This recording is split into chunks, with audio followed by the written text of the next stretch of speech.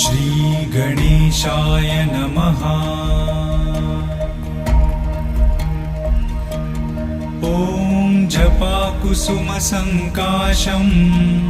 काश्यपेयं महाद्युतिं तमोरिं सर्वपापघ्नं प्रणतोऽस्मि दिवाकरम्। ॐ दधिशङ्खतुषाराभं क्षीरोदार्णवसम्भवम् नमामि शशिनं सोमं शम्भोर्मुकुटभूषणम्।